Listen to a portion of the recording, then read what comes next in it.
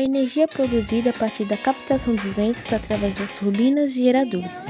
O movimento das hélices das turbinas eólicas até o gerador, que vai converter a energia do movimento cinético para energia elétrica. Depois a energia é transportada para uma subestação coletora, que vai modificar e transportar para a rede elétrica das cidades.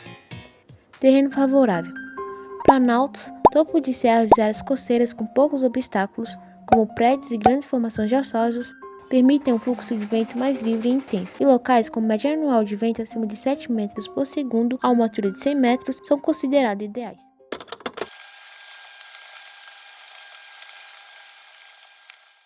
Sabem que a gente está na missão de zerar os nossos Bora Vês de usina de geração de energia, né?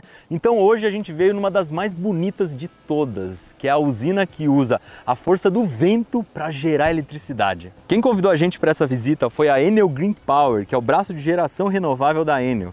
Eles têm instalações eólicas em mais de 20 países: México, Estados Unidos, Espanha, Itália, Peru, Austrália, Índia. Mas essa aqui, o Complexo Lagoa dos Ventos, é a maior de todas. São 230 aerogeradores funcionando. Mas esse gigante ainda vai crescer. Eles estão construindo mais 142. E essa é uma das coisas mais legais desse tipo de usina, porque elas são muito limpas. O impacto ambiental é mínimo, porque elas estão aqui aproveitando o vento que ia passar de qualquer jeito. Então elas não precisam represar nada, coletar, armazenar, queimar, nada disso. Quando todo o parque estiver em operação, o complexo vai gerar mais de 6,6 terawatt-hora de energia limpa por ano, evitando a emissão de mais de 3,6 milhões de toneladas de gás carbônico na atmosfera. Para vocês terem uma ideia, a energia gerada aqui seria suficiente para atender mais de 3 milhões e 200 mil residências por ano. Outra vantagem é que enquanto esses parques estão sendo construídos, a Enel faz um trabalho muito forte com as comunidades da região. São projetos ambientais, sociais, melhorias na cidade, sem falar nos cursos profissionalizantes que preparam as pessoas que moram aqui para trabalhar no desenvolvimento desses projetos. A gente já falou milhares de vezes aqui no Manual do Mundo que não existe energia infinita. Então, quando a gente vê uma usina geradora de energia, na verdade ela é uma usina transformadora de energia. E como agora no nosso dia a dia a gente gasta cada vez mais energia elétrica, o desafio é a gente suprir essa demanda com fontes renováveis, que emitam cada vez menos gás carbônico na atmosfera. As eólicas fazem isso tirando a energia do movimento do vento. E a gente pode dizer que ela transforma energia cinética, de movimento, em energia elétrica. As máquinas que fazem essa transformação são aerogeradores.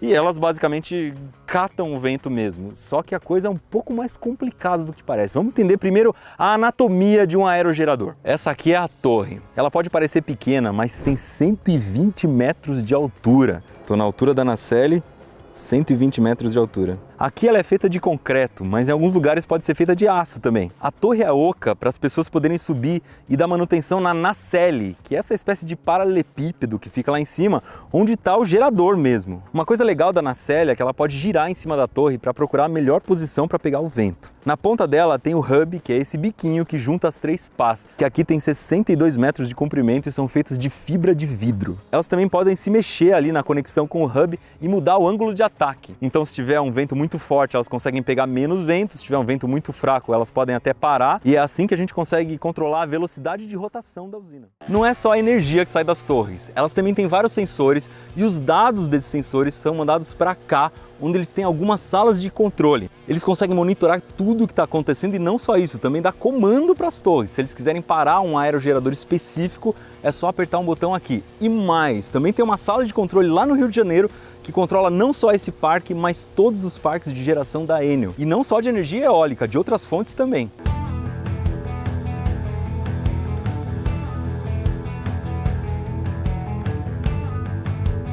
Um trabalho muito importante que eles fazem aqui é o histórico do vento. Eles têm que saber quando o vento vem, qual a intensidade dele, em que direção que ele sopra, e os meses em que o vento é mais forte são de junho a setembro.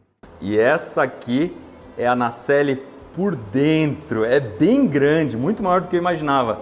Tem 10 metros de comprimento por 4 de largura, é bem maior do que um ônibus, muito mais larga do que um ônibus. As pás transmitem o movimento delas por um eixo que está aqui dentro, a gente não está vendo, que eles chamam de eixo lento. Ele gira a 16 rotações por minuto, o que é devagar demais para tocar o gerador. Então aqui a gente vai ter um negócio que chama caixa multiplicadora, que funciona como se fosse uma caixa de câmbio, que vai aumentar muito a rotação, umas 100 vezes. Então a partir daqui a gente vai ter outro eixo que vai girar a 1.600 RPM e aí sim ele consegue acionar o gerador, que é essa parte aqui. O gerador vai gerar 12.000 volts. Em cima a gente tem um resfriador do gerador. Tem outros mecanismos importantes aqui dentro. Um deles é um mecanismo hidráulico que você consegue mudar o ângulo de ataque das pás.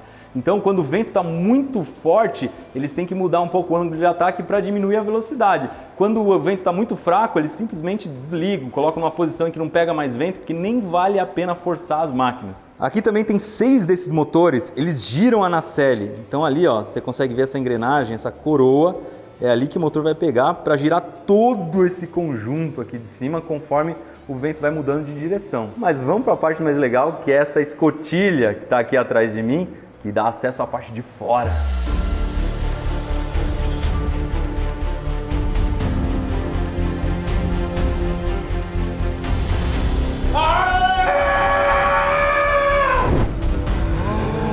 Agora sim eu acho que vale aquele joinha, hein?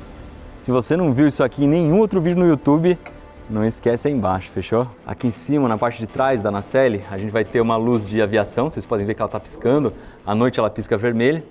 E ali tem um anemômetro, que ele vai medir a velocidade e a direção do vento, e é ele que indica para a nacelle para onde ela tem que virar para pegar o melhor vento.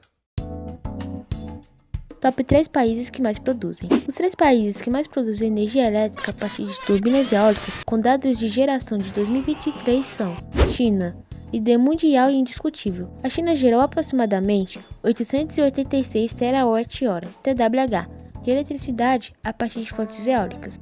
Estados Unidos. O segundo maior produtor, os Estados Unidos geraram cerca de 421 TWh de energia eólica.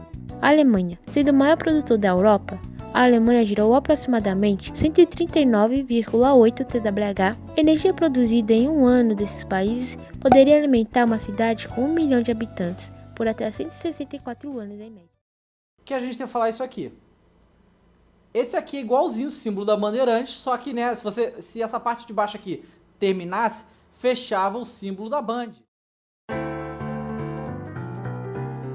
Problemas. A geração de energia eólica depende da disponibilidade do vento. Período sem vento significa uma ausência de produção, e turbinas eólicas podem causar a morte de pássaros e morcegos através de colisões com a paz. Passando para avisar que na hora de a gente fazer o roteiro do vídeo, a gente tinha pegado dados de 2023.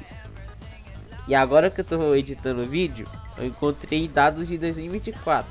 Então, relevem os rankings que vão ser mencionados agora. Essa fonte de energia limpa já representa uma parcela significativa da matriz elétrica nacional, superando 15% da potência total e sendo a segunda maior fonte, atrás apenas da hídrica. A vanguarda de expansão eólica no Brasil está indiscutivelmente na região Nordeste. As condições de vento na região, fortes, constantes e unidirecionais, estão entre os melhores do mundo: Rio Grande do Norte, Bahia e Piauí. Esses 3 estados concentram a maior parte dos mais de 1.100 parques eólicos em operação nos países e continuam a ser o principal destino dos novos investimentos no setor. Em 2024, cerca de 90% da nova capacidade instalada foi na região. Muitos dos locais com maior potencial eólico estão distantes dos grandes centros consumidores. Embora os ventos do Nordeste sejam previsíveis, a intermitência requer um gerenciamento complexo da rede e o desenvolvimento da tecnologia de armazenamento.